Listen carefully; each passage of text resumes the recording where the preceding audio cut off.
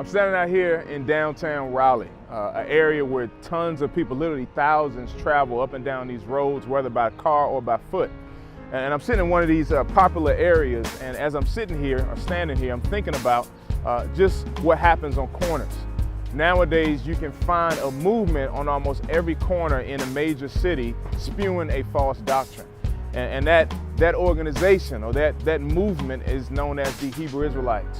He that leadeth into captivity. The Lord said, he that leadeth into captivity, come on. Shall go into captivity. They're going to be equal to the Israelites. Shall go into captivity. So-called whites, when you go into slavery the way you led us in slavery, that's going to be your salvation in the kingdom. The Hebrew Israelites are what the Bible will call false teachers, false prophets. 1 Timothy goes as far as to say it is the doctrine of demons.